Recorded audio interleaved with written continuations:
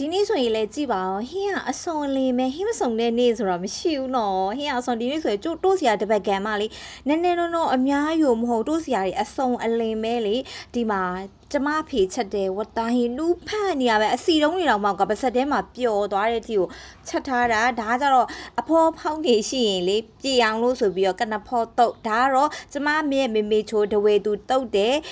ဒဝဲငပိတုတ်ဒါကြတော့ချင်းပေါ့လေဓာတ်နှလွန်တီးနဲ့ဘူးတီးနဲ့ခရမ်းချစ်တီးနဲ့ကျမအရန်ကြိုက်ကျမတော့ဘာဖြစ်ဖြစ်အကုန်ကြိုက်နေတာပါပဲအဲ့တော့ဒီနေ့ကျမထမင်းစားပါမယ်တိုးစရာတပုံကြီးနဲ့ဒီကျင့်နေနေပြီအရန်ကိုများနေပြီလေဒီနေ့ဝတ်သားကကျမဖေကဒီအိုးနဲ့လဲချက်တယ်ဒယ်နီနဲ့လည်းချက်ပြီးတော့ပေါင်းနဲ့ထက်ချက်ထားတာဆိုတော့နူဖလက်အီဆက်နေရတော်တော်လေးစားလို့ကောင်းတယ်စားမကောင်းတဲ့နေ့ဆိုတာလည်းမရှိပြန်ဘူးကျမကလေကွန်မန့်တစ်ခုမှမှတ်နာတာလေအမအတိုးချပြီးတော့စားနေတာလားဆိုပြီးတော့ပြောရတာလေဟုတ်ပါကွယ်ရှင်တို့ပြောလဲပြောချင်စရာပဲကျမလေအတိုးချပြီးစားနေသလားတော့မှတ်ရတယ်သိလားတနေ့လေးဆုံးနေတာပဲဒီလိုမျိုးဓာတ်လေးနေရှိသေးရင်2လကျော်လောက်စားပြီးတော့ကျမကိုရီးယားကိုပြန်တဲ့အခါကျရင်တော့တကယ်ပါပဲပြန်စားတတ်မှာမဟုတ်တော့ဘူးဒီမှာဆိုရင်လည်းငင်းခွာရက်တွေလည်းပါတယ်ဆနာဆိုရင်တငင်းသီးပိုင်းဒီနေ့တရက်သီးတော့မပါတော့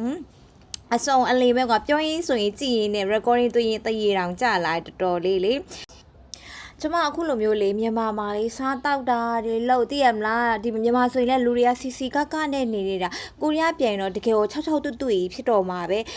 ကိုရီးယားကိုစားရောက်တဲ့အချိန်တော့ဆိုရင်လည်းကွာ6တွင်လုံးလို့အထီးကျန်လုံးလို့နေရတော်တော်ခက်တယ်နောက်ပိုင်း6လနောက်ပိုင်းမှသာတော်တော်လေးကိုအသားကျပြီးအဆင်ပြေသွားတာအခုအသားကျနေတဲ့အချိန်ကိုမြန်မာအလေလာတယ်ကွာလာပြီးတော့ပြန်တဲ့ခါကျရင်တော့ထပ်ပြီးတော့အသားကျဖို့တော်တော်လေးယူရမှာအချိန်ယူရမှာပဲဒီမြန်မာမှာရှိနေတဲ့အချိန်အတွင်းလေတနေ့အချိန်တွေကုန်ဆုံးသွားတော့ကွာနေတယ်တိလားအော်အချိန်လေးဘာလို့ဒီလိုမျိုးမြန်ကုံဆုံးတာလဲဒီလိုမျိုးကုံဆုံးတဲ့ခါကျရင်ကိုရီးယားပြန်တဲ့ခါကျရင်လွမ်းနေတော့မှာပဲဆိုပြီးတော့လေအစားတောက်တွေရောလူတွေအကုန်လုံးကိုတကယ်ကြီးကိုလွမ်းနေတော့မှာပဲဒီနေ့ဆိုရင်လည်းကြည့်ပါဦးဒီဗီဒီယိုလေးတွေကျွန်မအမှတ်တရအနေနဲ့လုပ်ထားတာကျွန်မကိုရီးယားပြန်တဲ့အချိန်ကျရင်အလွမ်းပြေအစားတောက်လေးတွေကျွန်မရဲ့မိဘတွေ